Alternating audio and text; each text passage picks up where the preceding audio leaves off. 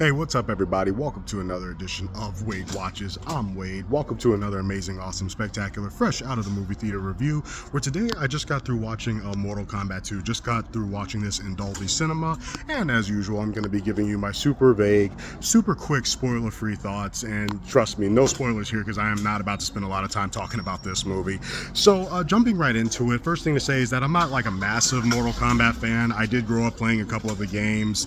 I still do play Mortal Kombat X. Haven't played any of the newer games, haven't even bothered, so I can't really like speak on the lore and whether they got everything right in this movie and the previous movie.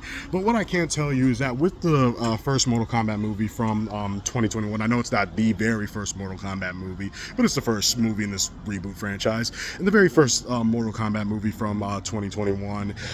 I saw it as nothing more than a guilty pleasure. It had its moments, but on the whole, pretty forgettable movie outside of its IP, it being based off of one of the most popular fighting video games of all time. But I enjoy it, it's one of those that I have no problem rewatching just for sort of like a guilty pleasure, turn your brain off sort of deal. So walking into this one, I pretty much expected the same thing. I told myself this is probably going to be forgettable, just like the first film, probably going to be just as stupid as the first film, and it's probably going to be nothing that blows me away, but I'm sure to have a good time with it. And guess what, it was all of those things, and I had myself a good time with this movie.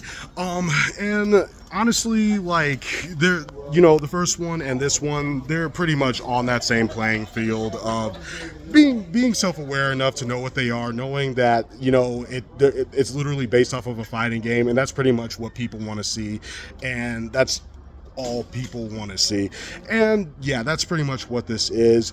And even though, like I said, they're pretty much on that same level, I can say that one thing that they did get right this time around was using a character from the actual games. Johnny Cage is the protagonist here, played by Carl Urban, and I thought that was really peak casting. There were times when I was genuinely laughing my ass off at him. Wasn't really expecting to find any genuinely funny jokes in a Mortal Kombat movie, but I was in there in the theater laughing, genuinely laughing my ass off. So that's solid casting. He did a really great job with this character.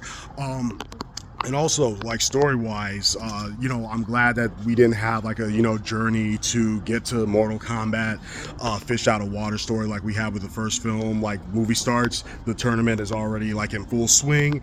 That's pretty much the whole movie is the Mortal Kombat tournament itself. That was a step up. The fighting choreography, honestly, I barely remember the first movie, even though I saw it a couple of days ago before, get myself ready for this one. So I can't really say whether the fight choreography here was infinitely better than the fight choreography in the first movie, but I can tell you it was a lot more of it because, like I said, this film is all about the tournament itself. And I can also tell you that this time around, the fight choreography and the cinematography does resemble the the fights in the games itself. So that was neat. That was something I appreciated.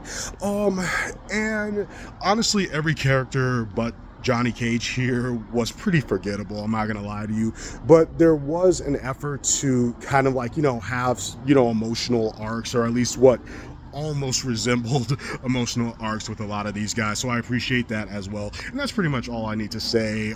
It's right up there with Mortal Kombat 2021 pretty much, except for a few noticeable bumps up with just the sheer stupidity, the sheer kind of I guess Saturday matinee sort of movie that just so happens to be based off of a big IP. But I had myself a good time with it. I did like it a little bit more than that one from 2021.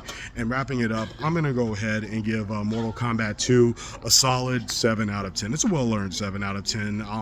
It was stupid, it was absurd, it was over the top, but hey, it's a Mortal Kombat movie, and I had a good time with it. So there you have it. So that's all for me. It's a 7 out of 10 for Mortal Kombat 2. This has been another edition of Wade Watches. Have you guys seen Mortal Kombat 2? Feel free to let me know what you think in the comments below, and what is your all-time favorite fighting game? Feel free to let me know in the comments below, and I'll catch you lovely people next time. Peace.